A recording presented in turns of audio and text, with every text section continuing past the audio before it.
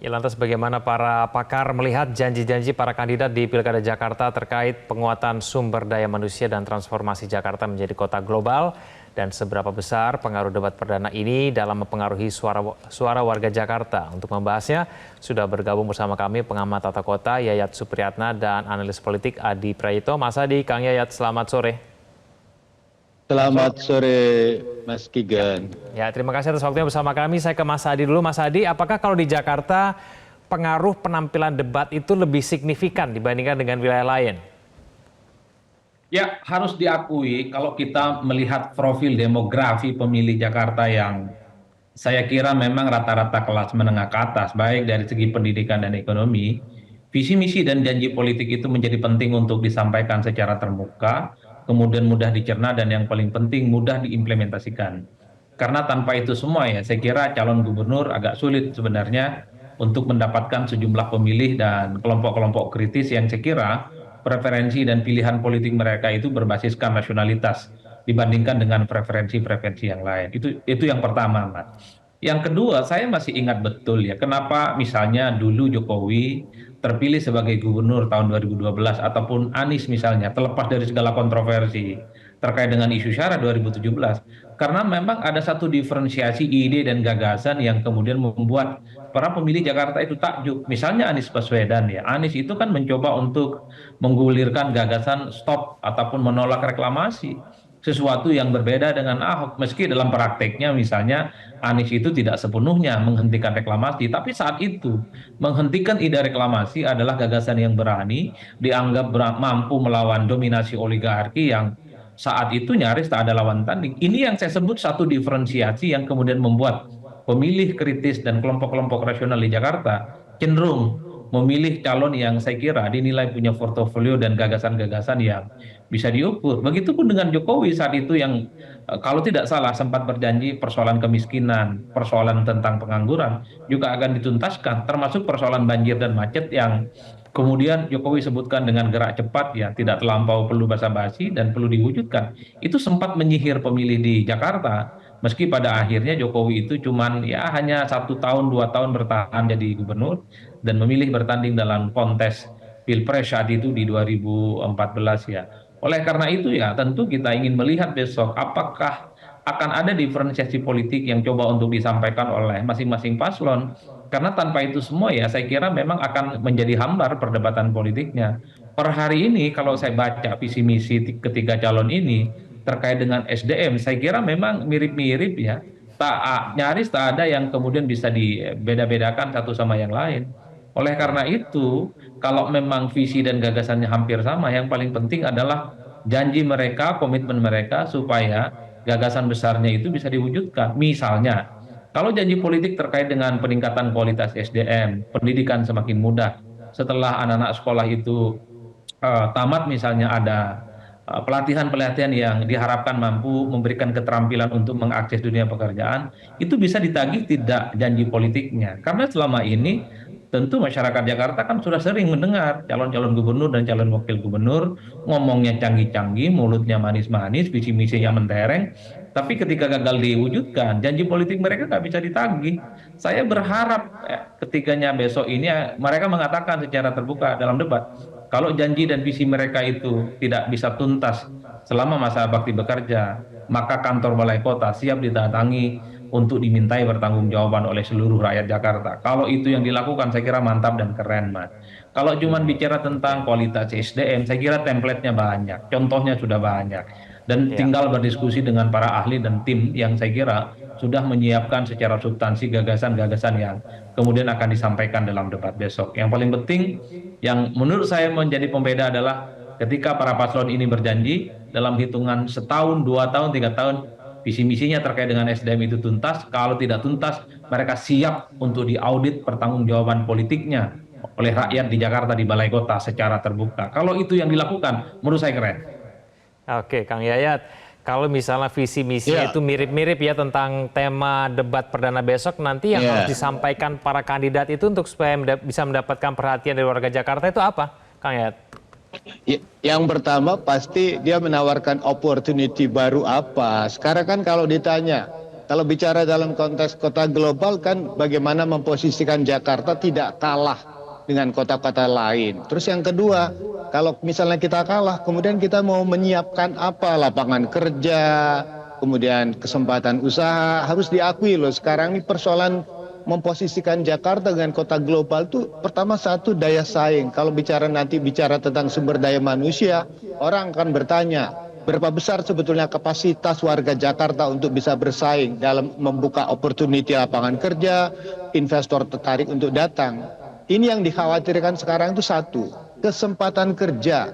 Harus diakui rata-rata ya, mohon maaf ini data terbaru, itu mayoritas kita tuh kerja hampir 60% di sektor informal. Berapa gaji yang didapat di sektor itu? Jaminannya apa? Sementara Jakarta itu adalah kota yang termahal di Indonesia. Jadi saya bayangkan kota termahal dengan 15 juta rata-rata biaya per bulannya, sementara income itu rata-rata menurut UMP sekitar 5 jutaan. Sementara bisa dikatakan mayoritas kita itu hanya bisa tetap di informalnya. Sementara untuk syarat menjadi kota global, mohon maaf ya, kalau misalnya dibandingkan dengan Vietnam, Vietnam itu dia tahu saya mau bersaing di tingkat panggung global. Apa industri yang bisa masuk di Jakarta? Di Vietnam. Artificial intelligence, digital, industri berbasis digital. Mereka itu sudah mempersiapkan 50.000 tenaga atau sumber daya baru manusia yang memang ahli di bidang aplikasi teknologi.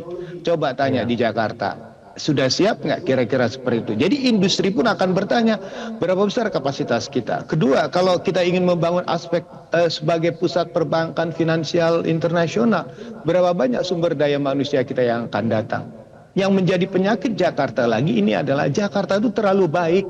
Terlalu baik, ini juga terkait dengan janji politik dari gubernur. Mohon maaf ya, dulu misalnya dijanjikan Jakarta kota untuk semua. Semua orang datang. Akibatnya apa?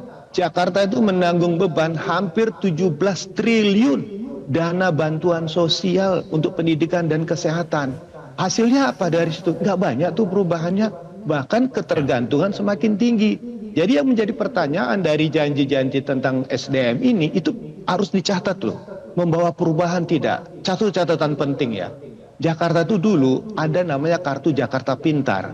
Yang pintar itu bukan anaknya, bapak ibunya. Uang itu dipakai buat nyicil motor, bayar TV. Sementara anaknya itu mau bayar ijazah aja harus ditebus oleh DKI. Nah pertanyaan itu tadi, kalau nanti janji-janji SDM implikasinya itu pada ujungnya bantuan sosial, bantuan pendidikan, bantuan ini dalam konteks itu apa yang berubah? Jadi yang dikhawatirkan kita adalah jika janji itu berimplikasi kepada bantuan-bantuan yang diberikan. Artinya apa? Bebannya terlalu besar. Nah yang kedua, pada konteks lulusan lapangan kerja yang bisa disediakan. Ingat, kekuatan terbesar dari kota itu adalah pada konteks ekonomi apa yang menjadi penggeraknya. Salah satu yang mampu bergerak cepat itu adalah manufacture, industri, pengolahan dan sebagainya. Ternyata dalam beberapa tahun terakhir ini Jakarta mengalami penurunan fungsi industri. Justru kota ini semakin tersiarisasi. Tersiarisasi itu apa? Terjebak kepada jasa-jasa pelayanan retail, jasa reparasi motor, mobil, dan satu hal yang menarik, kontribusi terbesar itu adalah pada perdagangan eceran. Eceran itu apa maksud saya di sini? Yaitu tadi yang Infomat dan sebagainya. Tapi yang paling besar itu bisnis yang berkembang itu apa? Sektor jasa reparasi motor dan mobil. Jakarta itu 17 juta orang menggunakan sepeda motor, sementara lapangan kerja hanya di sektor pembegalan seperti itu. Artinya apa? SDM kita hanya bergerak di bawah-bawah itu saja. Nah akhirnya apa? Sebagian besar kita itu memilih keluar dari Jakarta. Misalnya yang pintar-pintar itu bergerak pindah ke kota-kota lain di luar negeri untuk mencari kesempatan kerja. Dan itu faktanya udah banyak terjadi. Oke, kita akan lanjutkan dialog kita di segmen berikutnya. Pemirsa jangan kemana-mana, Prantas akan kembali.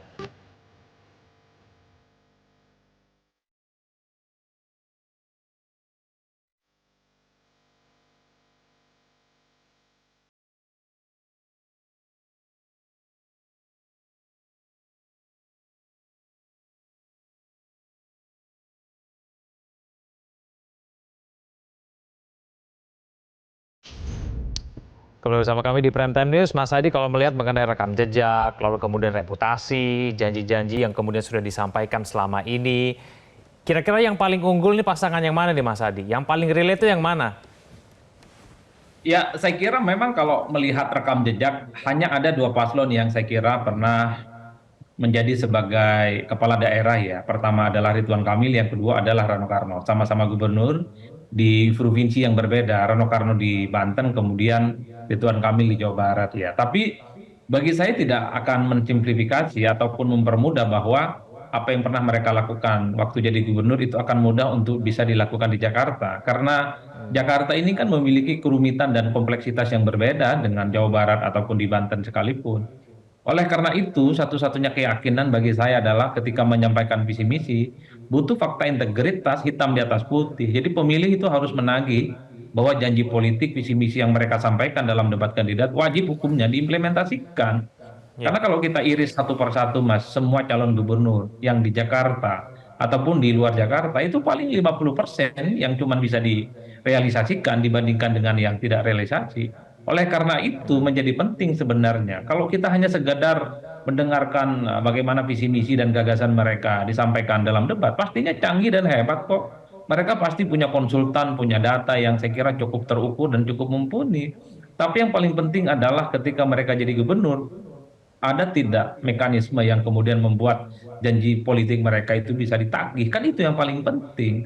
Misalnya soal bagaimana Indonesia ataupun Jakarta maksud saya menghadapi kota dalam persaingan global, apa yang kemudian bisa dipersiapkan? Kang Yayat tadi sudah memulai. Itu yang saya kira masih belum real dan belum rinci. Rata-rata kalau bicara tentang misalnya SDM, pasti yang ya. disebut adalah tentang pendidikan, tentang kesehatan. Yang selama ini kita saksikan sudah 15 tahun, 10 tahun, tidak pernah ada perbedaan signifikan dari satu gubernur dengan gubernur yang lain.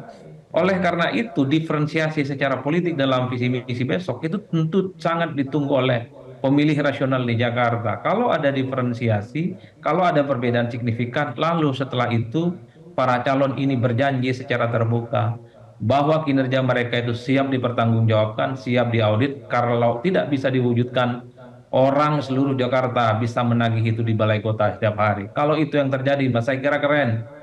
Itu yang saya sebut tadi, kalau hanya sebatas visi misi, saya kira contohnya sudah banyak. Sudah banyak duplikat misalnya bagaimana kota global itu bisa meningkat. Termasuk misalnya kan ada janji politik yang disampaikan oleh satu paslon. Misalnya Ya. bikin apa namanya hunian di atas pasar, di atas rel kereta api, itu bagus, Mas. Tapi apakah bisa itu bisa dituntaskan dalam waktu 5 tahun? Apakah itu bisa diwujudkan dalam hitungan setahun 2 tahun? Itu penting untuk diuji dalam konteks apakah janji dan visi misi para calon ini hanya sebatas utopis, gagasannya besar, tapi sulit untuk bisa diwujudkan. Bagi saya, bicara tentang Jakarta adalah bicara tentang persoalan-persoalan yang konkret. Bagaimana misalnya akses terhadap pendidikan tak lagi sulit ya, bahwa orang-orang yang selama ini misalnya bermasalah dengan mahalnya pendidikan itu tak lagi terjadi. Kesehatan juga begitu. Termasuk Ya. misalnya gorong-gorong dan selokan yang juga bermasalah ketika kualitas kehidupan mereka semakin buruk. Termasuk Ya. misalnya soal polusi yang saya kira Jakarta termasuk polusi yang terbesar di dunia. Ini kan hal-hal yang sifatnya sepele, simple, tapi per hari ini sudah ganti gubernur, solusinya tidak pernah tuntas, Mas. Nah itu yang saya sebut, gimana cara nagih janji politik mereka yang bagus-bagus, yang canggih-canggih kalau jadi gubernur. Itu yang sebenarnya saya paling banyak nunggu dari tiga paslon Oke. ini. Ya, Kang Yayat, menurut Anda siapa yang unggul? Ya begini, saya sependapat dengan Mas Adi. Pertama satu, jangan-jangan janji itu jangan beda tipis lah, 11-12. Jadi nggak ada perbedaan yang sangat inovatif gitu. Pasti nanti pendidikan begini sangat normatif. Yang menarik adalah begini, kan DKI ini punya kewenangan khusus ya dalam konteks pengaturan tentang kependudukan. Dengan DKJ itu dia punya otonomi khusus. Nah, berani nggak para kandidat gubernur itu misalnya, ini dalam rangka perda, naskahnya sudah dibuat itu. Syarat untuk mendapatkan NIK atau KTP DKI minimal 1, harus SMA dan punya keterampilan. Kalau itu berani ditetapkan, itu implikasinya luas. Jadi yang mau datang ke Jakarta pun pasti andilau tuh, antara dilema dan kegalauan. Bisa nggak saya masuk ke Jakarta kalau Jakarta punya persyaratan khusus. Nah, yang menarik kalau misalnya mereka punya pendidikan terbatas, DKI sudah merubah, DKJ sekarang merubah. Tidak ada lagi kartu Jakarta Pintar, tapi yang diberikan adalah pendidikan gratis. SD, SMP, SMA. Nah, saya bandingkan saja. Dana yang untuk Jakarta Pintar itu tahun lalu 2,8 triliun. Sekarang kalau dikasih pendidikan gratis SD, SMP, SMA di swasta ya, bukan di negeri ya, itu hanya 2,3. Kemudian 500 miliarnya itu untuk fasilitasi dalam konteks bantuan buku, tas, baju dan sekolahnya.